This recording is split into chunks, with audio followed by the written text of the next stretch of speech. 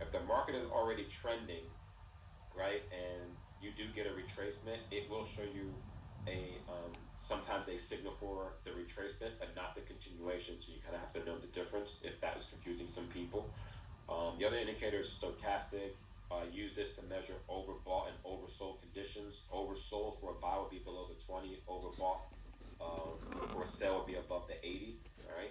And then this indicator called the GT Max is very similar to the XB4. It's basically the same exact thing, just showing it to you in a bar chart.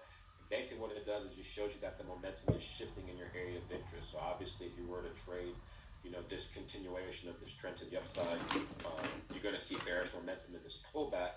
And then as the market starts to push to the upside, you're going to start to see bullish momentum. So basically, what you want to see is, a spike, the market showing you oversold, and then start to see bullish momentum in your area of interest, and then looking for an entry along with these three confirmations and the two indicators slowly starting to agree with their analysis. All right.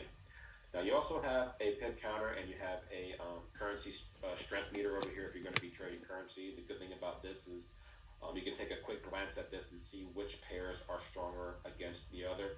So if you're trading GBP USD, obviously GBP is stronger than USD, so most likely we're getting some bullish momentum on GBP. If USD was on top, then obviously we'll be getting some bearish momentum at the current time, and vice versa. So good indicator to have on your chart if you're trading currency. All right. Now, getting into the strategy itself and how the system works. If you are new, the scalp killer template slightly different than the slingshot template, but basically the same. The only difference is we're going to be using this spike reversal indicator as a confirmation versus the indicator that we had on slingshot. All right. Now, what you have to understand about this system is that it's only there to verify analysis. So if you were to analyze the chart and look for an opportunity, um, this is what a signal would look like based on the opportunity from a higher to a lower time frame and entry. All right. So if I were to start on the 4-hour time frame, and that's weird. Why is that there? But I got rid of that. All right. If I were to start on the 4-hour time frame, and I looked at price action and got an idea of where the market should be going based on this price action, I expect the system to agree with me in my area of interest. All right. So let's look at maybe the 1 hour just to get a little bit more data. And as I'm looking at price action in here, I can pretty much tell you that in some instances we were in a downtrend until we broke structure. So if I look at this 1 hour time frame and I say that the market is making lows, highs, and then we make a low in this area right here, I'm going to be predicting the market to pull, back to make a high. Now, in this area right here, before these arrows popped up, I would mark it because this is an area of interest to me. The reason why is because we have a spike, right? If we have a spike, I know bullish momentum should be coming into the area. So if I go to a lower time frame, like a 15-minute time frame, right where that box is, I'm expected to see a signal, right? Why did we bounce back? All right, let me see if I can get. Are you bouncing back? Oh, I see what happened. I went to GDP. All right. So right in this area right here, notice that we do have our signal agreeing that the market should pull back, right? So once you see this signal in your area of interest, it's too much of a coincidence that all these confirmations play out and you'd be wrong about the analysis. All right. So if I saw this signal on the 15-minute time frame, you can even go lower just to get more data, right? I can go to a 5-minute time frame, right? And as you can see, we still have our signal here and we have better confirmations. What I'm going to do is I'm going to draw a vertical line on that big arrow. We add some data to this indicator so we can actually see the spike. All right.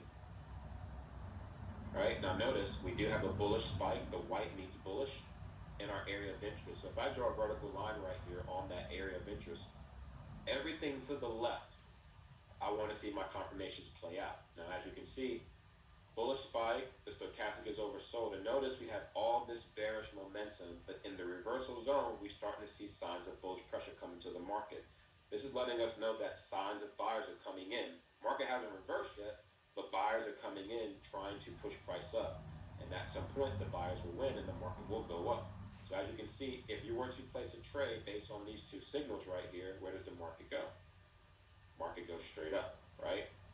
Now I did say that the yellow and white lines represent support and resistance, but they also represent areas of liquidity. And if you know anything about liquidity, above these highs are stop losses, and that's what the bank wants to target. So say I did, look left and look to see where I saw areas of liquidity for the bank to take stop losses from buyers or sellers. What you're going to do is just use those areas as possible take profit points. So say I wanted to take a quick scalp right here, and I look for an area of liquidity for the market to go to. Your first area of resistance is right here, and as you can see, if I were to enter right here up these wicks where these arrows are, I go right to take profit to the wick, right? Now, if I'm, have the balls to stay in this long term, this would be my next area of liquidity. And if you stayed in the trade, and can kind of handle this, loop back and forth, as you can see, market does go to that area of liquidity, right? So like I said, the yellow and white lines can be used as possible take profit points. And as you can see, market does target these areas of liquidity that was left over by the banks, all right? So the system itself makes it very, very easy to, spot reversals, spot your area of take profit, and even, give you a good idea of where your stop loss should go. Now, if you were to enter a trade in this region, right? Say you entered a trade here, stop loss can go a few pips below this wick aggressively, or it could go below the previous structure, which is what I would normally do conservatively with a smaller lot size. And then as price starts to develop, you add a position, all right? As price starts making higher highs and higher lows, right? So very, very simple to, place a trade, put your stop loss in place, and then let it ride to that next area of resistance or liquidity, or you can stay in it for the long haul for a long, intraday trade that plays out nicely. All right. Now, another example of this is, kind of what went on today. Right. We can look at. Let's look at. Let's go to 1 hour time frame, and just kind of look in this region where we have the daily time frame. Right. Now, notice the market did push to the upside and pull back and failed to break this low. So right in this area, I would basically have a bullish bias, right? So if my bias is bullish in this area, notice there's no big arrows here, but if I go to a lower time frame, like 15-minute, here are our arrows, right?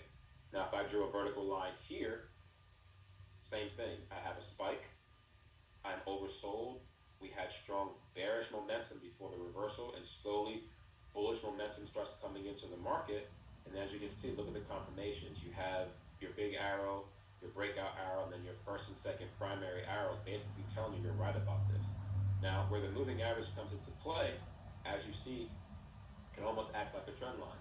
When the market breaks structure and this indicator turns blue, you get this fourth arrow that pretty much tells you that you're good to go, and the market is going to go up. This moving average is most valid on higher time frames. You will see a lot of noise from this moving average on lower time frames. All right, so if you're trying to follow this moving average on a 1 minute or 5 minute, you're going to get a lot of false signals. So you got to stick to your price action bias. Don't trade the arrows. Just use them as confirmation along with what you're going to learn about the actual four patterns that I'm going to teach you. But as you can see, all three confirmations, it doesn't get any stronger than this. See what I'm saying?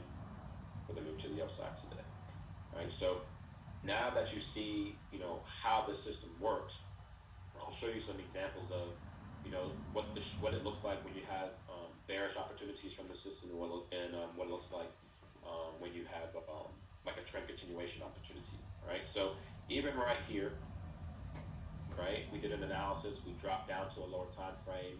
This is our area of interest. Notice we have a bearish spike now. When it's black and above one of these lines above the 15 or 25, this shows bearish momentum. Notice we're overbought above the 80. Notice we had strong bullish momentum and then signs of weakness, right, in an area that we're looking to trade a reversal. And as you can see, right around this area where we get that break of the moving average and our arrows, bearish momentum comes into the market, and then you can place that trade. for a quick scalp. That's 4,900 points right there, right? So very, very simple, using this system, right? Now, how this system works is, it looks simple enough. It looks like you could just, catch trades all day, but the market is very, very manipulative. You need to know how the banks move the market, and you need to know some price action. Now, the four patterns that I teach are universal patterns, and once you see these patterns play out, you're gonna kind of have an aha moment and realize that these are the reasons why I get stopped out. These are the reasons why I go into severe drawdowns. And if I follow these patterns, I can minimize that because I'll be trading with the banks instead of trading against them. All right. So let's look at these four patterns here. All right. Now these four patterns, like I said, are the universal patterns. You're going to be able to spot these patterns on all time frames, right? You'll use it to analyze your chart to get a directional bias to see where price is going, and then you'll use them to actually enter trades to the upside or the downside. And I'll show you what I mean by that in some of the examples. Now, the beauty behind these patterns is just this. If you are new to trading, first thing you're taught is break and retest, and you're taught support and resistance. If the market is bouncing off of resistance, then you can sell. If it's bouncing off of support, then you can buy. And that is right, but there's a certain level of resistance and a certain level of support that you should be trading